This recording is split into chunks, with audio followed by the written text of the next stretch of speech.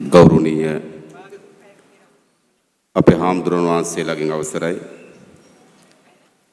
වේදිකාවේ ඉන්න වසන්ත සමරසිංහ සහෝදරයාගෙන් මහාචාර්ය චන්දන අබේරත්න මහත්මයාගෙන්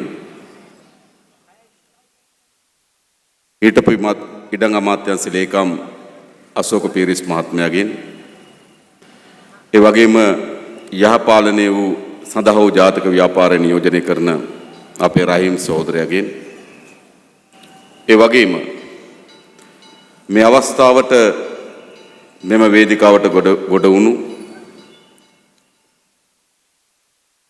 පුත්තලම් නගර සභාවේ හිටපු සභාපතිතුමා ආරච්චි කට්ටු ප්‍රාදේශ සභාවේ එක්සත් ජාතික පක්ෂයේ හිටපු මන්ත්‍රීතුමා වයඹ පළාත් සභාවේ එක්සත් ජාතික පක්ෂයේ හිටපු මන්ත්‍රීතුමා ඒ වගේම NFGG සංවිධානයේ පුත්තලම් නගර සභාවේ අපේ නාගරික මන්ත්‍රීතුමිය ඇතුළු වේදිකාවේ ඉන්න සියලු දෙනාගෙන් අවසරයි. ඒ වගේම මේ අවස්ථාවට සහභාගී වෙලා ඉන්න ආදරණීය අම්මලා තාත්තලා සහෝදරවරු සහෝදරයන් ඇතුළු සියලු දෙනාගෙන් අවසරයි. අපේ පොලිසිය මහත්තුරුන් මාධ්‍යවේදී හිතවතුන් සියලු දෙනාගෙන් අවසරයි. දැන් අපි දන්නවා නොවැම්බර් මාසයේ 16 වෙනිදාට අපේ රටට අලුත් පාලකයෙක් අලුත් පාලනයක් තෝරාපත් කර ගැනීමේ අවස්ථාව ලැබිලා තිබෙනවා. එහෙමනේ.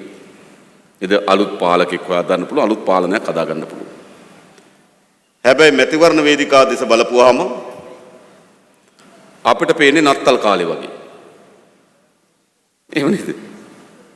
අපේක්ෂක දෙන්නෙක් ඉන්නවා වේදිකාවට නගිනවා යන යන තන දකින්න දේ දෙනවා කියනවා. ගොවි මාතෘගාවම නේද? ගොවි මාතෘගාවට ගිහුවාම කියනවා මම පොහොර නිකන් දෙනවා කියනවා. කිව්ව නේද? අනිත් එක්කන ඇවිල්ලා කියනවා මම වී වලට විතරක් නෙවෙයි ඔක්කොටම නිකන් දෙනවා කියලා. දරුවෝ නේද ළමයි ඉන්න රැස්වීමකට ගිහුවම කියනවා ඉස්කෝලේ යන ළමයිට මම කිරි වීදුරුවක් දෙනවා කියලා. ගැබිනි මව්වරු රැස්වීමක දැක්කොත් කියනවා මම ගැබිනි මාතාවන්ට පෝෂණ මල්ලක් දෙනවා කියලා. උපාධිධාරීන් දැක්කොත් කියනවා මම උපාධිධාරීන් ඔක්කොටම රස්සා දෙනවා කියලා. දීවරය හම්බුනොත් කියනවා මම තෙල් සානාධාරය දෙනවා කිව්ව නේද? දැන් ඊතර මෙච්චර කල් ආණ්ඩු කරේ කවුද? අපිද නේද? අවුරුදු 10ක් රාජපක්ෂලා ආණ්ඩු කරා. දැන් අවුරුදු 5ක් සජිත්ලා ආණ්ඩු කරා. ආයෙ ඇවිල්ලා මොකද කරන්නේ? නත්තල් පප්පලා වගේ අරවා දෙනවා මේවා දෙනවා කී කියනවා. එහෙම කියනෝනේ. අපි තමුන් වහන්සේලාට කියන්න ආවේ මේගොල්ලගේ දේශපාලනය ඕක තමයි. දැන් අවුරුදු 70 ගණනක් තිස්සේ ඡන්දයක් එනකොට මේගොල්ලෝ ඇවිල්ලා දුප්පත්කම විකුණනවා. දුප්පත්කම අලෙවි කරනවා. දරුවන්ට පෝෂණ තත්ත්වය හොඳ නැහැනේ කිරි වීදුරුවක් දෙන්නම් කියනවා. ගැබිනිමවට ආහාර වේලක් ගන්න විදියක් නැහැනේ පෝෂණ මල්ලක් දෙන්නම් කියනවා. උපාධිධාරියට රස්සාවක් නැහැනේ රස්සාවක් දෙන්නම් කියනවා. ගොවියට පොහොර ගහ ගන්න විදියක් නැහැනේ පොහොර දෙන්නම් කියනවා. දීවරයට තෙල් ගහ ගන්න විදියක් නැහැනේ තෙල් සානාධාරයක් දෙන්නම් කියනවා. නේද? උපාධිධාරියට රස්සාවක් නැහැනේ රස්සාවක් දෙන්නම් කියනවා. මේ මොකද්ද? මේ ඇවිල්ලා රටේ ජනතාව දුප්පත් භාවයට පත් කරලා ඡන්දවලදී දුප්පත්කම විකුණනවා. අපි තමුන්නාන්සලා හම්බ වෙන්න ආවේ ඒකට නෙවෙයි. මේ පක්ෂ දෙකම ඉතිහාසයේ පුරාවටම ජනතාවගේ දුප්පත්කම විකුණනවා. අපිට මතකයි 1970 දී සිරිමාව බණ්ඩාරනායක මේ වේදිකාවට ඇවිල්ලා කිව්වා ආහාර නේද බත් කන්න විදියක් නැහැ නේද? මං හාල් ෂේරු දෙකක් දෙන්නම් කිව්වා. නේද? කිව්වනේ එහෙම. ඒකනේ හාල් නේද? කට්ටිය ඇහුවා හාල් දෙන්නේ කොහෙන්ද කියලා. සිරිමා කිව්වා මට රටේ හාල් නැතුනොත් මං හඳෙන් ගෙනලා දෙන්නම් කිව්වා. අප්පුඩි කිව්වා. හරිද? දුන්නා. ඊට 78 ජේ.ආර්. ජයවර්ධන ආවා. ඇවිල්ලා කිව්වා ශරීරයට අවශ්‍ය පෝෂ්‍ය පදාර්ථ නැහැ. ප්‍රෝටීන් න්‍യൂනතාවයෙන් ජනතාව පෙළෙනවා. මම බලයට ආපුවාම හැම කෙනාටම ධාන්‍ය වර්ග 8ක නේද රාත්තල ගානේ දෙන්නම් කිව්වා මාසෙට. නේද මතකද? ධාන්‍ය රාත්තල් 8ක් දෙන්නම් කිව්වා. කට්ටි ඡන්දෙ දුන්නා. ප්‍රේමදාස ඇවිල්ලා කිව්වා සෙරප්පු දාන කකුලට සපත්තු දෙන්නම් කිව්වා. බත් කාලේ ඉවරලා ගස් ලැබු දෙන්නම් කිව්වා. නේද? අප්පුඩි ගාලා ඡන්දෙ දුන්නා. චන්ද්‍රිකා ඇවිල්ලා කිව්වා නේද මොනවද කිව්වේ? මොකද්ද කිව්වේ? 3.50ට පාස් දෙන්නම් කිව්වා. දැන් මේ මොකද්ද හැමදාම කරලා තියෙන්නේ? ජනතාව නැති බැරි තත්ත්වයට පත් කරලා ජනතාවගේ දුක, ජනතාවගේ අමාරුකම, ජනතාවට ජීවත් වෙන්න බැරිකම ඡන්ද වේදිකාවේ විකුණනවා. ඒ නිසා ඒගොල්ලෝ හැමදාමත් කරන දේ තමයි දුප්පත්කම විකුණනවා. අපි තමුන්නාන්සලා හම්බෙන්න ආවේ දුප්පත්කම විකුණන දේශපාලන වෙනුවට දුප්පත්කම තුරන් කරන දේශපාලනය මේ රටේ ආරම්භ කරමු කියන්නේ. කොහොමද රටක් හදන්නේ? රටක් හදනවා කියලා කියන්නේ තනි මිනිහෙක්ගේ ඉන්ද්‍රජාලික වැඩක් නෙවෙයි. තනි මිනිහෙක් බලය අරගෙන නේද? ඇලඩින්ගේ පුදුම පහන හම්බුනා වගේ. එහෙම නැත්නම් කාගේ හරි මන්ත්‍ර පොල්ලක් හම්බුනා වගේ. එහෙම රටවල් හදන්න බෑ. හැබැයි අපේ ජනතාව හැමදාමත් කල්පනා කරේ මොකද්ද? රටක් හදනවා කියලා කියන්නේ තනි පුද්ගලයෙක්ගේ විශ්ම කර්ම වැඩක් කියලා. රටක් හදනවා කියන්නේ තනි කෙනෙක්ගේ ඉන්ද්‍රජාලික වැඩක් නෙවෙයි. 1994 ජනතාව හිතුවා විහාර මහදේවි ගෙනල්ලා රට හදන්න. හිතුවේ නැද්ද? නේද? පෝස්ටර් ගහුවේ විහාර මහදේවි. කට්ටිය හිතුවා 94 විහාර මහදේවිය ඇවිල්ලා රට හදයි කියලා. 2005 දී කට්ටිය හිතුවා කවුද? දුටුගැමුණු මතකද නේද? දුටුගැමුණු රජුරු ඇවිල්ලා රට හදයි කියලා හිතුවා. 2015 දී හිතුවා පොළොන්නරුවේ ගැමියයි ආසියාවේ ලොකු මොලේ ඇවිල්ලා රට හදයි කියලා. හැදුවද? හැදුවද මට කියන්න. දැන් හිතනවා දුටුගැමුණුන්ට බැරි වෙන එක ඇත්ත. දුටුගැමුණුගේ මල්ලි ඇවිල්ලා හදයි කියලා. එහෙම නෑ. එහෙම නැත්නම් අර තාත්තගේ පුතා ඇවිල්ලා හදයි කියලා. කොච්චර කාලයක් රැවටුණාද මේ රටේ ජනතාව? රටක් හදනවා කියන්නේ තනි පුද්ගලයෙක්ගේ වැඩක් නෙවෙයි. මම ජනාධිපතිවරණ ඉදිරිපත් වෙලා ඉන්නේ රට හදන එක මගේ තනි වැඩක් නෙවෙයි. රටක් හදන්නේ සාමූහික එකතු වෙලා. මම සාමූහික මිනිස් ක්‍රියාකාරීත්වයක පංගුකරුවෙක්. කවුද රට හදන්නේ? මේ වේදිකාවේ ඉන්න අපි සියලු දෙනා එකතු වෙලා තමයි මේ රට හදන්නේ. වේදිකාව ඉස්සරහා ඉන්න ඔබ සියලු දෙනා එකතු වුණොත් විතරයි රට හදන්න පුළුවන්. තනි මිනිහෙක් රටක් හදන්න බෑ. ලෝකේ කවුද තනි මිනිස්සු රටවල් හදලා තියෙන්නේ? තනි මිනිහෙක්ට ඕන නම් පුළුවන් පිටේ නිවිලා කරන්නම් ටිකක් ගන්න බෑ. බල්ටි ටිකක් ගන්න. තනි මිනිහෙකුට රටක් හදන්න බෑ. රටක් හදනවා කියලා කියන්නේ මිනිස් සාමූහික ක්‍රියාකාරීත්වයේ වැඩක්. අපි එම සමූහයක් හැටියට ඇවිල්ලා තමයි අපි තමුන්වහන්සේලාගෙන් ඉල්ලන්නේ මේ රට හදන්න අපිට දෙන්න කියලා. අපි තමුන්වහන්සේලාට සහතිකයක් දෙනවා. අපිට මේ රට බාර දෙන්න සහතික වශයෙන් මේ රට අපි හදනවා. කිසි සැකයක් තියාගන්න. කොහොමද හදන්නේ? කොහොමද හදන්නේ? හදන්න ඉස්සරළම නීතිය සාධාරණව ඊට වෙන රටක් ඕන. දුප්පත්ද පොහොසත්ද සිංහලද දෙමළද මුස්ලිම්ද ભેදකින් තොරව හැම කෙනාටම සාධාරණව නීතිය ඊට වෙන රටක් හදන්න ඕන. කාටද ඒක හදන්න පුළුවන්? අපේ රටේ සඳහා ඉතාමත් දක්ෂ පොලිස් දෙපාර්තමේන්තුවක් ඉන්නවා. අපේ පොලිස් දෙපාර්තමේන්තුව හරි දක්ෂයි. ඕනෑම ආන්දෝලනයට තුඩු දුන් අපරාධයක් හොයාගන්නවා දවස් 2-3ක් යනකොට අපේ පොලිසිය. මේ ළඟදී මතකද ඔයගොල්ලන්ට? අර මහනුවර පැත්තේ ඉන්නවා ගාලතැන්නේ දේවාලයක් තියයි යන කපු මහත්තයෙක්. මතකද? අර රත්තරම් පළඳගෙන නේද? අත්වල පළඳගෙන, බෙල්ලේ පළඳගෙන දැක්කද? මොකද උනේ හොරු ටිකක් ගිහිල්ලා. ඒ ගාලතැන්නේ දෙවියා කණුවක බැඳලා නේද? දෙවියාගේ බෙල්ලේ තිබු රත්තරණුයි අතේ තිබු රත්තරණුයි කඩාගෙන සේප්පල තිබුණු රත්තරණුතර හොරකම් කරන් ගියා. දැන් ගමේ හොරකමක් වුණොත් ගියේ කා ගාවටද? ගාලතැන්නේ දෙවියා ගාවට. දැන් ගාලතැන්න දෙවියගේ රත්තරන් හොරකම් කරා. කා ගාවටද ගියේ? කා ගාවටද ගියේ? පොලිසිය ගාවට. දවස් 2යි අල්ලගත්තා. එයි දේශපාලන බලපෑම් නැත්නම් ඕනෑම අපරාධයක් හොයාගන්න අපේ රටේ පොලිස් දෙපාර්තමේන්තුව සමත්. හැබැයි අපේ රටේ හොයාගන්න බැරි වුණු අපරාධ තිබෙනවා. තාජුදීන් ඝාතනය, එක්නෙලිගොඩගේ පැහැර ගැනීම, ලසන්තගේ ඝාතනය, ලලිත් කුගන් පැහැර ගැනීම, සිරසට සියතට ඉරුදින කාර්යාලයට බෝම්බ ගැනීම නේද?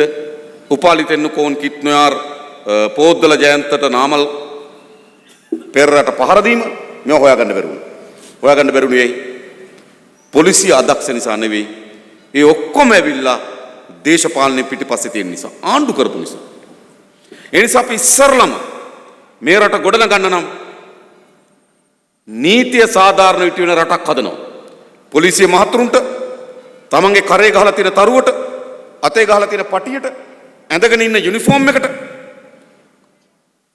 ගරුත්වයක් සහිතව රාජකාරී කරන්න පුළුවන් රටක් අපි නිර්මාණය කරනවා. රටක් හදන්න නීතිය තියෙනවා. දෙක, හොරකම නාස්තිය නතර කරන්න ඕන. තමුන්වන්සලා අහලා තියෙනවද ලෝකේ කොහෙවත් හොරෙක් හදපු රටක්?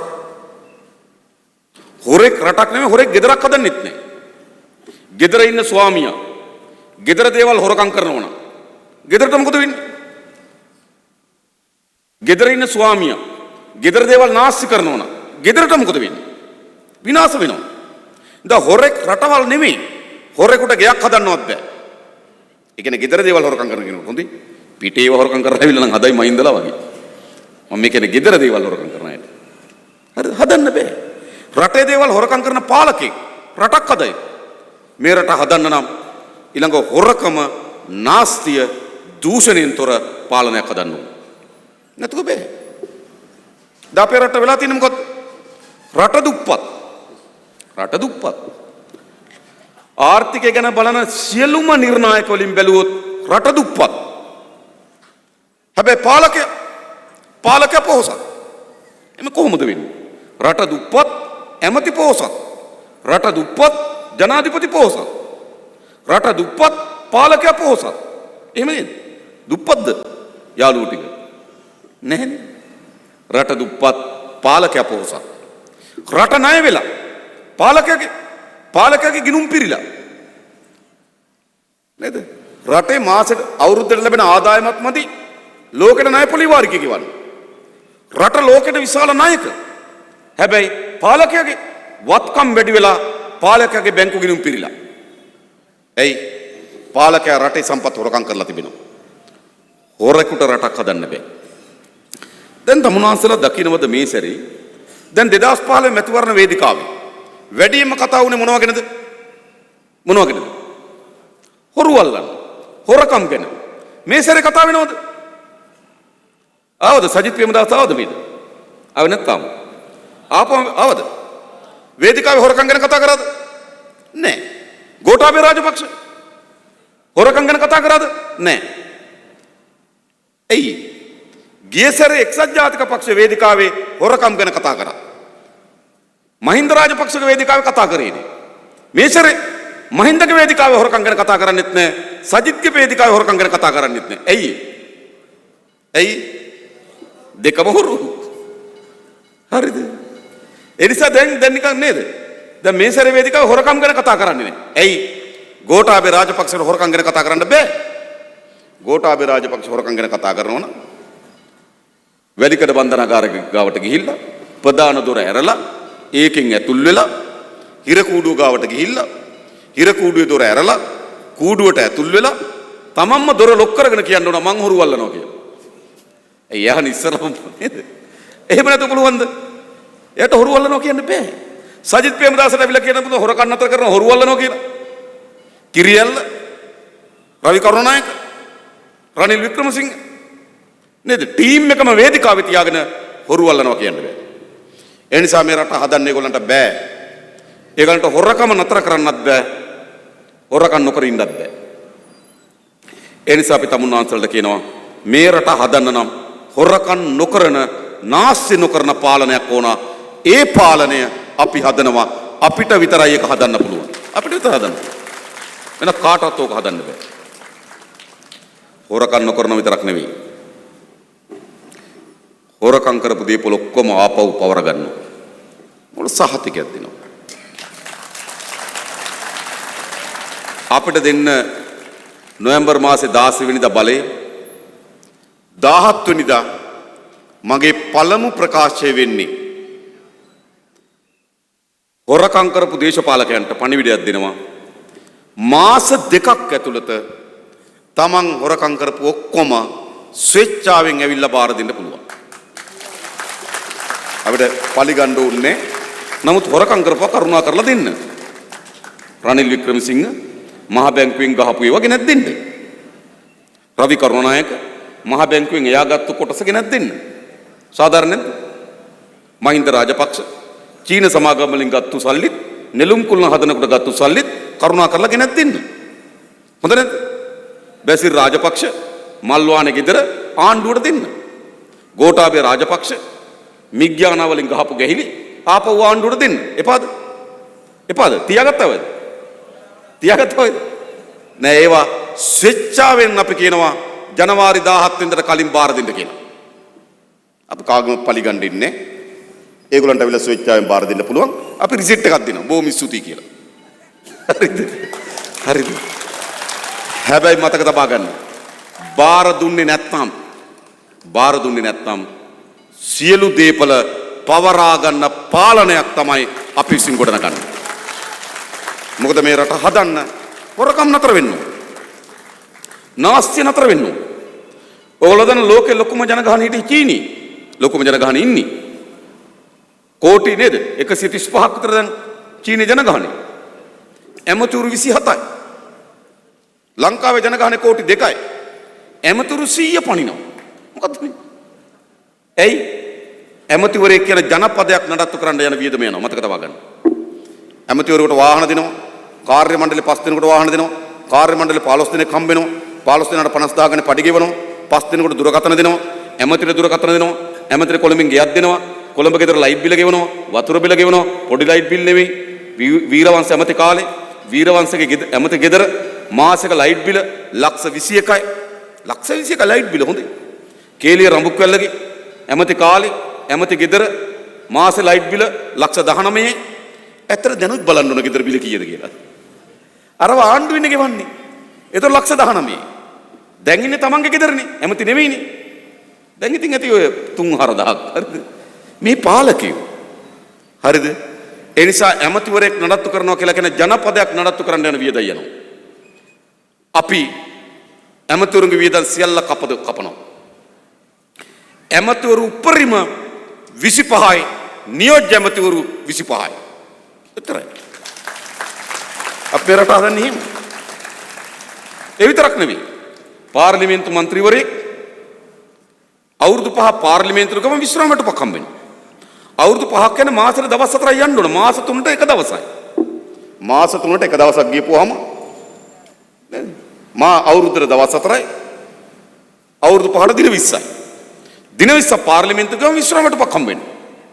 දැන් අපේ මේ හලාවත දීවරජනය මහා මුහුදත් එක්ක පොර බදබද නේද? අවුරුදු 30 40 මුහුදු රස්සාව කරනවා. තියනද විශ්‍රාමයටපක්. ගොවි ජනතාව මහන්සි වෙවි හේන කුඹුර කොට අවුරුදු 70 75 වෙනකන් වගා කරනවා. තියනද විශ්‍රාමයටපක්? නෑ. මන්ත්‍රීවරයාට අවුරුදු 5යි පාර්ලිමේන්තුවෙන් ඕන දින 20යි විශ්‍රාමයටපක් දෙනවා. සාධාරණද?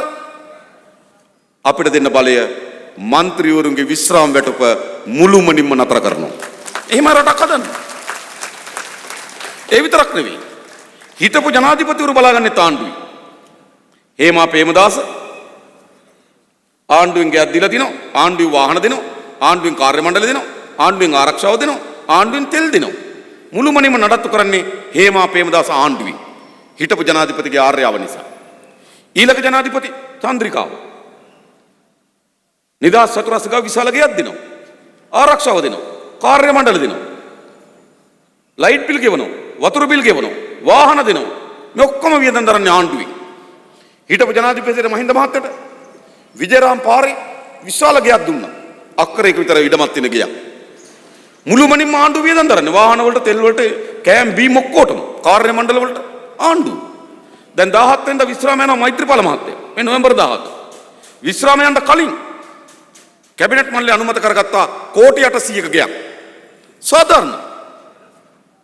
කෝටි 800ක ගයක් තනි මිනිහෙකුට මතක තබා ගන්න. අපිට දෙන්න බලය හිටපු ජනාධිපතිවරු ආණ්ඩුවෙන් නඩත්තු කරන එක මුළුමනින්ම නතර කරනවා. හේමා කරුණා කරලා ඔයාගේ ගෙදර යන්න. තරහනේ චන්ද්‍රිකා මෙතනිය ඔයාට වෝට් ප්ලේස් වල ගෙවල් තිබුණා. ඒ ගෙවල් වලට යන්න. මහින්ද රාජපක්ෂ මහත්තයා ඔයාට මෙරිහානේ ගෙවල් තියෙනවා ඒවට යන්න. නේද? ආණ්ඩුවෙන් නඩත්තු කරන්න ඕනද? මොකද කියන්නේ? මේගොල්ලෝ ආණ්ඩුවෙන් නඩත්තු කරන්න ඕනේ නැහැ. හැබැයි ඒගොල්ලන්ට ආදායම් මාර්ගයක් නැත්තම් දරුවෝ සලකන්නේ නැත්තම් අන්න සමාජ ආරක්ෂණ ආරමුදලෙන් පින්පඩියක් දීලා බලා ගන්න. පවුනේ. රටක් හදන්න ඕනේ එහෙම මතක තබා ගන්න. අපි මේ කවුද යවලා තියෙන්නේ? ඒකයි මම කිව්වේ රට දුප්පත් පාලකයෝ පොහොසත්. රට ණය වෙලා පාලකයෝ ගිනුම් පිරීලා. එනිසා රටක් හදන්න බෑ එහෙම. එනිසා මේ රට හදන්න නම් වංචාව දූෂණය නාස්තියන්තර පාලනයක් වන 2 3 මහජන ආරක්ෂාව තහවුරු වෙන්න ඕන. ජාතික සමගිය ගොඩනගෙන්න ඕන. සිංහල දෙමළ මුස්ලිම් අපි කා අතරත් සමගිය නිර්මාණය වෙන්න ඕන. මහජන ආරක්ෂාව හැදෙන්න ඕන. අද මේ මහජන ආරක්ෂාවේ තර්ජනය මොකක්ද? ඒකත් මම ටිකක් කියන මේ හලාවතත් පහුගිය කාලේ පොඩි ගැටුමක් දෙකක් වුණා නේද? නේද? එනිසා චුට්ටක් කියන්න. එනිසා මම කියන්නම් මෙහෙම. අපේ රටේ ආරක්ෂාවේ තර්ජනය මොකක්ද? රටකට ආරක්ෂාවේ තර්ජනයට මුහුණ දිය හැකි ආකාර දෙකක් තියෙනවා. එකක් විදේශීය හමුදාවක් අපේ රට ආක්‍රමණය කිරීම. එහෙම එකක් තියෙනවද? එහෙම එකක් නැහැ. නැත්තම් දෙක රට ඇතුලේ ඇති වෙ හැකි අභ්‍යන්තර ගැටුමක්. රට ඇතුලේ ගැටුමක් ඇති වෙන්න පුළුවන්. ඒකත් ආරක්ෂාවට තර්ජනයක්. ඒ ගැටුම මොන වගේ ගැටුමක්ද? LTT වගේ ගැටුමක්. වෙනම පාලන ප්‍රදේශ තිබුණා. කර්නල් ළඟින් නම් පෙළගස්සපු හමුදාවක් හිටියා. මල්ටි බැරල් ඇතුළු දුරදිග අවි තිබුණා. පොඩිවට හරි ගුවන් බලකායක් තිබුණා. මුලතේ මුහුද පාලනය කරන මුහුද බලකායක් හිටියා. පොට්ටුවම්මන්ගේ බුද්ධ්‍යංශයක් තිබුණා. ඒක විධිමත් සන්නද්ධ හමුදාවක් හැටියට LTT ත්‍රස්තවාදී තිබුණා. ඒ ගැටුම ආරක්ෂාවට තර්ජනයක් ජෙනරාල් ලවණ උනායි යුද්ධෙට. මුහුණට මුහුණ යුද්ධ කරගත්තා. එහෙම තර්ජනයක් තියෙනවද? එහෙම තර්ජනයක් තියෙනවද? එහෙම එකක් නෑ. කාගාවරි ආණ්ඩුව ගාව ඇර වෙන කාගාවරි කාලතුවක්කු තියෙනවද? ආණ්ඩුව ඇර වෙන කාගාවරි මල්ටි බැරල් තියෙනවද? නෑ. එහෙම තර්ජනයකුත් නෑ. එහෙනම් මොකද්ද තර්ජනේ? අන්න තර්ජනේ. මුස්ලිම් ජන සමාජය ඇතුලේ ගොඩනැගුණු අන්තවාදී කණ්ඩායමක් කතෝලික ජනතාව ඉලක්ක කොටගෙන පල්ලි ගණනාවකදී මරාගෙන මරණ ප්‍රහාර එල්ල කරා. 250කට වැඩි ප්‍රමාණයක් මිය ගියා. මොකක්ද තර්ජනේ? මුස්ලිම් ජන සමාජය ඇතුලේ ගොඩනැගුණු අන්තවාදී කණ්ඩායමක් කතෝලික ජනතාව එල්ල කරගෙන මරාගෙන මරණ ප්‍රහාරයන් එල්ල කරා. තර්ජනය. ඒ වගේම සිංහල ජනතාව ඇතුලේ ගොඩනැගුණු අන්තවාදී කණ්ඩායම් දරගා නගරෙදී අලුත්ගමදී අකුරණදී දිගනදී මුස්ලිම් ජනතාව ඉලක්ක කොට ඔවුන්ගේ දේපල ඉලක්ක කොට ඔවුන්ගේ ආගමික ස්ථාන ඉලක්ක කොට ප්‍රහාරයක් එල්ල කරා. එහෙමනේ. දැන් අපේ තර්ජනය මොකද්ද? කවරෝ ජන සමාජයක් ඇතුලේ ගොඩනැගෙන අන්තවාදී කණ්ඩායමක් තව ජන සමාජයකට ප්‍රහාරයක් එල්ල කරයි. ඒකනේ තියෙන්නේ. තිරණක මල්ටි බැරල් ගහයි කියලා සැකයක් තියෙනවා. උඩින් ගහයි කියලා සැකයක් තියෙනවා. එහෙම එකක් නැහැ. සැකේ මොකද්ද තියෙන්නේ? යම් ජන කොට්ටාසයක් ඇතුලේ ගොඩනැගෙන අන්තවාදී කණ්ඩායමක් තව ජන කොට්ටාසයක් ඉලක්ක කොටගෙන ප්‍රහාරයක් එල්ල කරයි. දැන් මේ ආරක්ෂක ප්‍රශ්නෙට ජෙනරාල් ලවණද? මම කියන්නේ ජෙනරාල් ලවණද මේක විසඳන්න? මේ වගේ ප්‍රශ්නයක් විසඳන ජෙනරාල්ලට බාර දෙන එක ජෙනරාල්ලට කරන අපහාසයක්.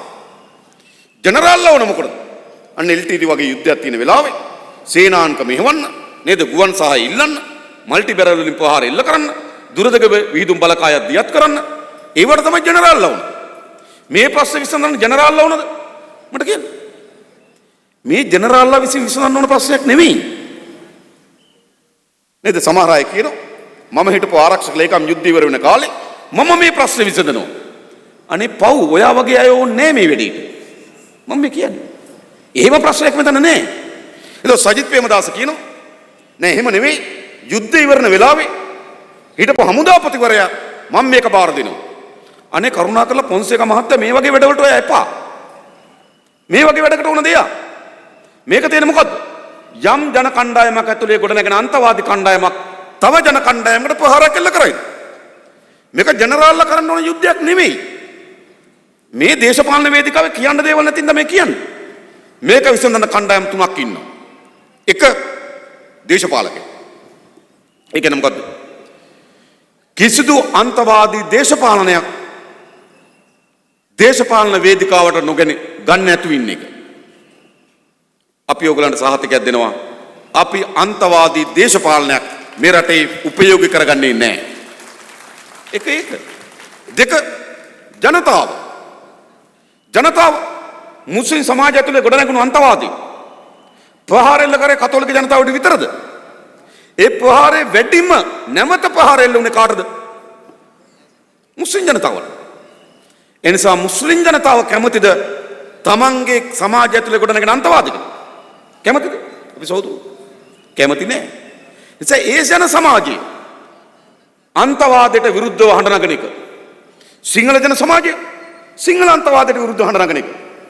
අන්තවාදය කොතනකරි මතුවෙනවා නම් තමන්ගේ සමාජය තුළ ඒක පරාජයටපත් කරන එක ඒ ජනතාවගේ වැඩක්. එහෙනම් දේශපාලකයන්ට වැඩක් තියෙනවා. දෙක ජනතාවට වැඩක් තියෙනවා. තුන පොලිසිය මේ ඇති. අපි දන්නා පොලිසිය මහතුරු හැම ග්‍රාම සේවක කොට්ටාසයකම සම්බන්ධ කරලා තිබෙනවා. ඒගොල්ලන්ට ගමේ සිද්ධ වෙන චලනයන් ගැන දන්නවා. ගමේ තුල යම් අන්තවාදී ක්‍රියාදාමයක් තිබෙනවා නම් ඒට නීතිය ක්‍රියාත්මක කිරීම සඳහා පොලිසියට අවශ්‍ය වෙන බලතල ලබා දෙන එක තිබෙන බලතල මදි නම් නීති සම්පාදනය කරලා බලතල අපි ලබා දෙනවා. උත්තරයි. ආරක්ෂාව තහවුරු කරන්න බැරිද? පුළුවන්. කරුණු තුනයි. එකක් දේශපාලනය, අනිතක මහජනය, අනිතක පොලිසිය. අනේ ජනරාල්, අනේ ලේකම්තුමා ඕගොල්ලන්ට මේක අදාළ නැහැ. මේගොල්ලෝ විශ්වාස නොවන යුද්ධයක් නෙමෙයි මේක. මේ මොකද කරන්නේ? දේශපාලන වේදිකාවේ කරුණු නැති නිසා අපිට බයක් හදලා ඒ බය විසඳන්න එන්න ඕන කියලා කියනවා. මේ වැඩෙන් අපි මේක තහවුරු කරනවා. ආරක්ෂාව කියන්නේ මොකක්ද? දැන් ඕගොල්ලෝ දැක්කා ලංකාවේ ක්‍රිකට් කණ්ඩායම ගියා පාකිස්තානෙට. පාකිස්තානට යනකොට කොහොමද ක්‍රිකට් කණ්ඩායම අරන් ගියේ? වෙඩිනවදින රථයකට නැංගෙව්වා. හතර වටේ යුද රථ දැම්මා. මුළුමනින්ම පාර වැහුවා. පාර වාලා ක්‍රිකට් කණ්ඩායම පාකිස්තානයේ රාවල්පින්ඩි නේද? පිටියට අරගෙන ගියා. ඒකෙන් කියන්නේ මොකද්ද? ක්‍රිකට් කණ්ඩායම ආරක්ෂිතයි. හැබැයි ඒ වගේම අපිට කියන මොකද්ද? පාකිස්තානය අනාරක්ෂිතයි. ඒකනේ. ඒකෙන් අපිට පේන්නේ ක්‍රිකට් කණ්ඩායම නම් টොප් ආරක්ෂාව টොප්. ක්‍රිකට් කණ්ඩායම ආරක්ෂිතයි, පාකිස්තානය අනාරක්ෂිතයි. ඒකනේ කියන්නේ. ආරක්ෂාව කියන්නේ මොකද්ද? ඔය ගොඩාක් ජනරාල්ලට ගොඩාක් හිටපු ලේකම්වරුන්ට දෙන්න පුළුවන් මොන වගේ ආරක්ෂාවක්ද? හමුදා සොල්දාදුවන් පාරේ තියෙන, දකින තැන බැරියර් තියෙන, යුද රථ හැම වෙලාවෙම එහෙට මෙහෙට දුවන ආරක්ෂාව දෙන්න පුළුවන් ඒගොල්ලන්ට. ඒක මොකද්ද? අනාරක්ෂිතභාවයේ සංඥාව සහිත ආරක්ෂාව. දකින තැන හමුදාව, දකින තැන යුද රථ, දකින තැන බැරියර්. ඒ කියන්නේ මොකද්ද? අනාරක්ෂිතභාවයේ පෙන්වමින් ආරක්ෂාවක්. පාකිස්තානයේ වගේ. අපි හදන්නේ මේ ආරක්ෂාවක් නෙවෙයි. හමුදාව කඳවුරේ ඉන්න, ආයුධ ගබඩාවේ තිබෙන, යුද රථය හමුදා කඳවුරේ තිබෙන සිවිල් ආරක්ෂක සේවයක් වන පොලිසිය ආරක්ෂාව බාර ගන්න රටක් තමයි අපි ආරක්ෂාව හැටියට හදන්නේ. ඒක තමයි ආරක්ෂාවේ සංඥාව සහිත ආරක්ෂාව. අපි එහෙම රටක් හදනවා. ඊට පස්සේ අපි ජාතික සමගිය හදනවා. ලොකු කතා ඒවා. ඒ නිසා මම හිතනවා මේ රට හදන්න කරුණු තුනක් තියෙන්න ඕන. එක නීතියේ විධානයේ ආධිපත්‍ය. නීතිය සාධාරණ ක්‍රියාත්මක වෙන්න ඕන. දෙක වංචා දූෂණ නාස්තියන්තර පාලනයක් ඕන. තුන ගැටුම් යුද්ධ නැති මහජන ආරක්ෂාව ජාතික සමගිය ගොඩනැගුණු රටක් ඕන. මේ තුන නැතුව රට හදන්න බෑ මතක තබා ගන්න. නීතිය වල් වැදුණු කිසිදු රටක් දියුණු වෙලා නැහැ. හොරකම් කර ඉන්න පාලකෙක් කොහෙද රටක් දියුණු කරලා නැහැ. ගැටුම් තියෙන යුද්ධ තියෙන ගහ ගන්න කොහෙවත් රටක් දියුණු වෙලා නැහැ. රටක් දියුණු වෙන්න නම් මහජන ආරක්ෂාව ජාතික සමගිය නීතිය සාධාරණ ලෙස ක්‍රියාත්මක වීම හා වංචාවෙන් දූෂණයෙන් තොර පාලනයක් ඕන. මේක තමයි මේ රට ගොඩනගන අත්විවරම. මේක තමයි රටක් ගොඩනගන අත්විවරණ. මේ කුළුණු තුන මත තමයි මේ රට ගොඩනගන්නේ. අපි තමුන්වන්සලට සහතිකයක් දෙනවා. අන්නේ කුළුණු තුන මත ශ්‍රී ලංකාව නැමැති රට ගොඩනැගීමේ වගකීම අපි බාර ගන්න අපි ලෑස්ති මේ රට හදන්න. මේ රට හදන්න ඕන. රටේ ආර්ථික ප්‍රශ්න තියෙනවා. දුප්පත්භාවය පිළිබඳ ප්‍රශ්න තිබෙනවා. නේද? විරැකියාවේ ප්‍රශ්න තිබෙනවා. කුසි කර්මාන්තේ, දීවර කර්මාන්තේ මේ සෑම ශේෂ්ත්‍රයකම ප්‍රශ්න තිබෙනවා. ඉතින් අපි ඔක්කොම විසඳන ආකාරය කියන්න ගියොත් මම හිතන ගොඩක් වෙලා අපිට යයි. ඒ නිසා මම කරුණු කීපයක් මේ රට ගොඩනැගීම පිළිබඳ තමුන්වන්සලා කරුණු මම ඉදිරිපත් කරන්න. 1. මේ පුත්තලම් දිස්ත්‍රික්කයේ සාමාන්‍ය පුත්තලම් දිස්ත්‍රික්කයේ ආනමඩුව කරුවල ගස්වැව පැත්තට ගිහපුවාම ඊටමත් දුප්පත් ජන කොට්ටාසයන් ජීවත් වෙන දිස්ත්‍රික්ක බවට පත් වෙලා තිබෙනවා. එවැනි නේද? ඒ වගේම හලාවත නගරෙන් චුට්ටක් ඇතුළට යනකොට අඩු පහසුකම් සහිත ජනතාවක් ජීවත් වෙනවා. පුත්තලම කිව්වහම අපේ ඔළුවේ හැදින්නේ විශාල සම්පත් වෙන දිස්ත්‍රික්කයක් හැටියට නෙවෙයි. හැබැයි අපි හරියට හොයලා බැලුවොත් පුත්තලම් දිස්ත්‍රික්කය කියලා කියන්නේ අපේ රටේ සම්පත් ආකාරයක්. මොනවද නැත්තේ? මූන්දලෙන් පටන් ගන්න උතුරු දිශාවට ගියොත් ලංකාවේ හොඳම ලුණු නිෂ්පාදනය කරන්න පුළුවන්කම තිබෙන්නේ පුත්තලම් දිස්ත්‍රික්කේ. හැබැයි වසරකට අපි කෝටි 25ක ලුණු ආනයනය කරනවා. පාලාවිය ප්‍රදේශයේ නේද? රුසියානු රජයෙන් අපිට පරිත්‍යාගයක් ලෙස ලැබුණු ඉතාමත් හොඳ සංස්ථා සිමෙන්ති කම්මල අපි සතුව තිබ්බා. ඒවා විකුණලා විනාශ කරමින් තිබෙනවා. අද අපි සිමෙන්ති ආනයනය කිරීම වෙනුවෙන් ආසන්න වශයෙන් ගත්තොත් වසරකට කෝටි 7000ක් පිටරට යනවා. ඒ නිෂ්පාදනය කරන්න පුළුවන් සම්පතක් අපිට තිබෙනවා. ඒ වගේම ලංකාවේ පොල් ත්‍රිකෝණී විශාල පංගුවක් පුත්තලම් දිස්ත්‍රික්කේ නියෝජනය කරනවා. ඒ වගේම අර පැත්තට ගියපුවාම මැටි කර්මාන්තය, උළු කර්මාන්තය අපිට මතකයි නේද? ඒ කර්මාන්ත මැටි ආශ්‍රිත කර්මාන්ත වලින් පිහිටි රාජ්‍ය ප්‍රදේශය.